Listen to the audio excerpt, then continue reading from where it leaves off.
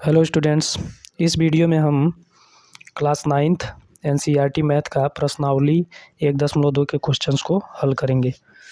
तो प्रश्नावली 1.2 का पहला क्वेश्चन है कि नीचे दिए गए कथन सत्य हैं या असत्य हैं, कारण के साथ अपने उत्तर दीजिए।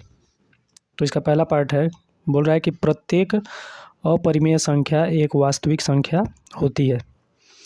तो वास्तविक संख्या जो होती है हमारी वास्तविक संख्या,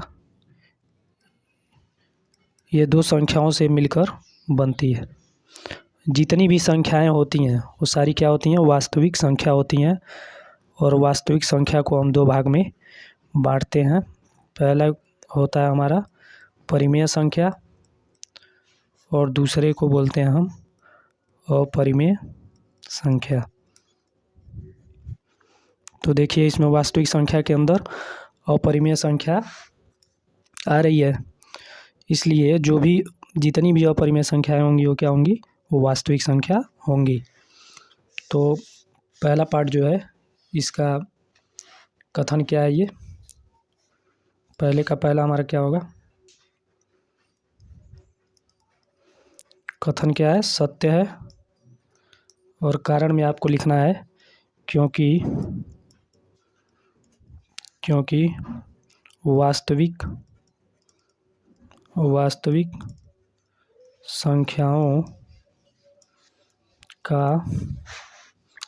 संख्याओं का संग्रह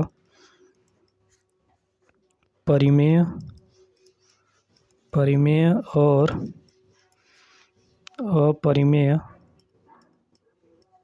अपरिमेय संख्याओं से बना होता है। तो देखिए, वास्तविक संख्या जो होता है हमारा परिमेय और अपरिमेय संख्याओं के संग्रह से, जितनी भी परिमेय और अपरिमेय संख्या होती हैं उनसे मिलकर बनता है। अब दूसरा पार्ट है, बोल रहा है संख्या रेखा का प्रत्येक बिंदु √m के √m के रूप का होता है, जहां m एक प्राकृतिक संख्या है। तो दूसरे पार्ट में बोल रहा है कि संख्या रेखा का प्रत्येक बिंदु √m के रूप का होता है, जहाँ m एक प्राकृतिक संख्या है। तो m प्राकृतिक संख्या है तो क्या होगा? 1 2 3। प्राकृतिक संख्या 1 से लेके कहाँ तक होती है? इन्फिनिटी तक, अनंत तक। तो और इसका हम अंडर रूट निकालें तो √1 हमारा हो जाएगा 1, √2 हो जाएगा 1.141 एंड सो ऑन। तो बोल रहा है कि प्रत्येक बिंदु √m के रूप का होता है। तो अंडर रूट हम जब निकालेंगे प्राकृतिक संख्या का, तो ये सारी संख्याएं आएंगी पॉजिटिव, यानी धनात्मक संख्याएं आएंगी। जबकि संख्या रेखा पे ऋणात्मक संख्याएं भी होती हैं और जीरो भी होता है। 0 हो गया, -1 हो गया, -2 हो गया, 1 हो गया, 2 हो गया। तो ये बोल रहा है कि प्राकृतिक संख्या है तो ये सारी संख्याएं क्या आएंगी? धनात्मक आएंगी। जबकि संख्या रेखा क्या होता है? ऋणात्मक संख्या भी होता है। अतः ये कथन क्या होगा? असत्य होगा। कारण कथन क्या है? असत्य है। कारण में आपको लिखना है क्योंकि कोई भी ऋण संख्या किसी प्राकृतिक संख्या का वर्गमूल नहीं हो सकती।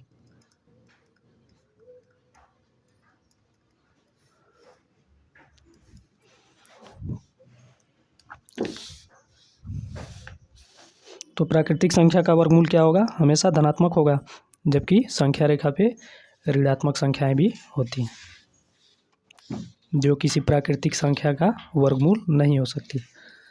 अगला है, प्रत्येक वास्तविक संख्या एक अपरिमेय संख्या होती है। बोल रहा है प्रत्येक वास्तविक संख्या एक अपरिमेय संख्या होती है। तो वास्तविक संख्या तो परिमेय संख्या भी होती है, तो ये कथन क्या होगा? असत्य होगा। जबकि ये बोल रहा है कि सिर्फ क्या होती है? अपरिमेय संख्या होती है। तो कथन क्या होगा? असत्य। कथन असत्य है। और कारण में लिखना है आपको, क्योंकि 2 ले सकते हैं, -2 ले सकते हैं। सारी संख्याएं क्या होती हैं? वास्तविक होती हैं। √3 भी वास्तविक होता है, जबकि √3 और रूट की जितनी भी संख्याएं होती हैं वो क्या होती हैं? अपरिमेय संख्याएं होती हैं। तो क्योंकि 2 ले सकते हैं चाहे 3 ले सकते हैं, 2 एक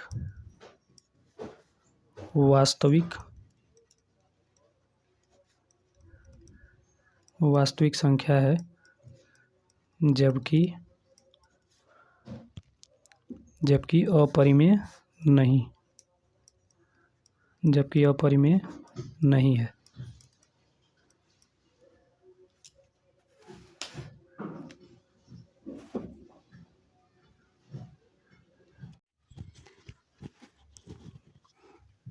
अगला क्वेश्चन है हमारा, क्या सभी धनात्मक पूर्णांकों के वर्गमूल अपरिमेय होते हैं?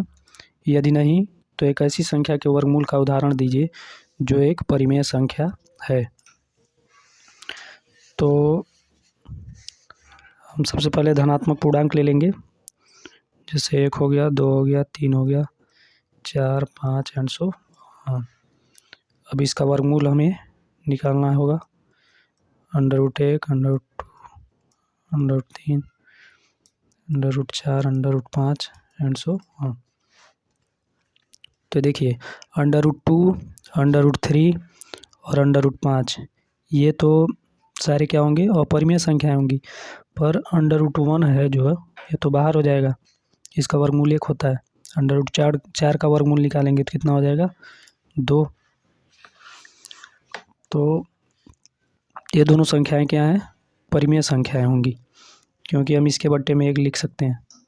p/q के रूप का है ये, तो ये क्या हो जाएगा? परिमेय संख्या है। इसे भी p/q के रूप में लिख सकते हैं, तो ये भी क्या हो गया? परिमेय संख्या हो गया। तो दूसरे का उत्तर क्या होगा हमारा? लिखेंगे नहीं, और कारण में आपको लिखना है। उदाहरण के लिए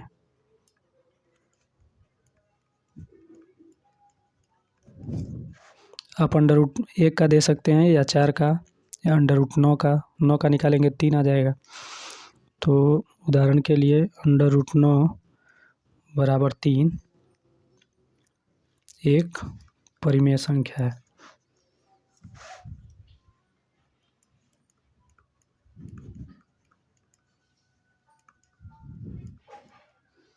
परिमेय संख्या है।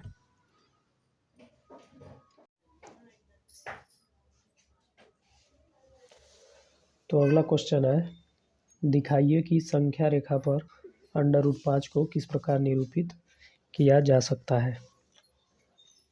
तो संख्या रेखा पर हमको √5 को निरूपित करना है। तो सबसे पहले हम क्या करेंगे? संख्या रेखा को बना लेंगे।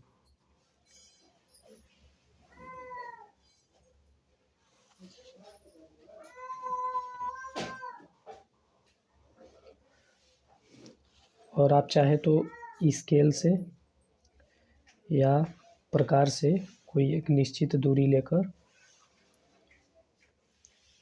और बराबर दूरी पर चाप खींच लेना है आपको।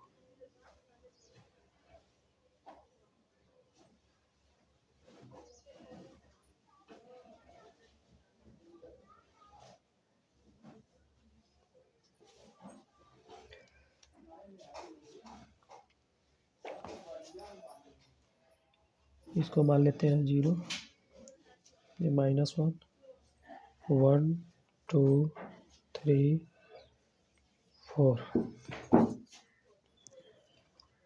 अब हमें √5 को निरूपित करना है।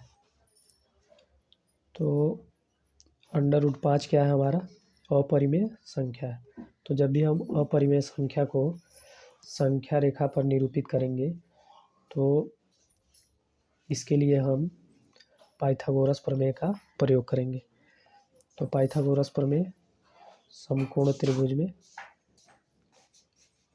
लगता है। तो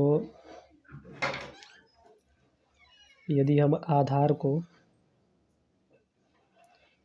यह हमारा होता है आधार और 90 अंश का कोण होता है इस पर, समकोण त्रिभुज है, और इसके सामने वाली जो भुजा होती है वो हमारी होती है कर्ण, और ये लंब।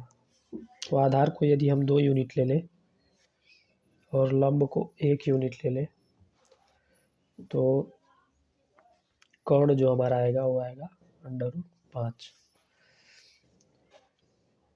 देखिए पाइथागोरस प्रमेय से कर्ण जो होता है वो होता है हमारा √ में आधार स्क्वायर प्लस का लंब स्क्वायर। तो आधार को हमने कितना लिया है 2 यूनिट, तो 2 का स्क्वायर प्लस लंब को लिया हमने 1 यूनिट, तो 1 का स्क्वायर बराबर हो जाएगा ये 2 का स्क्वायर 4 प्लस 1 का स्क्वायर 1, तो ये आ जाएगा हमारा √5। तो कर्ण हमारा क्या आ गया √5।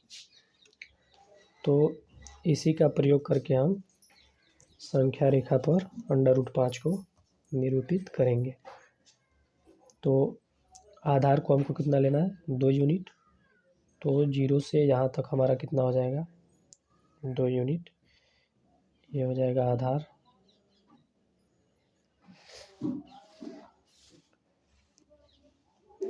फिर बिंदु 2 पर 90 अंश के कोण पर हमें एक लाइन खींच लेना होगा।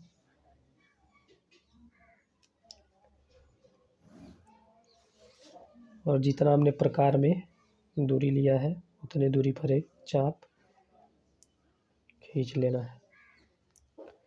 ये जो दूरी है हमारी ये होगी 1 यूनिट, और ये हमारा क्या है लंब होगा। अब इन दोनों बिंदुओं को हमें क्या करना है मिला लेना है, इन दोनों बिंदुओं को मिला लेना। तो ये जो होगा ये हमारा होगा कर्ण, और इसका वैल्यू जो आएगा कितना आएगा √5। तो हमें क्या करना है प्रकार में यहाँ से यहाँ तक की दूरी को लेकर और एक चाप खींच लेना है संख्या रेखा पर।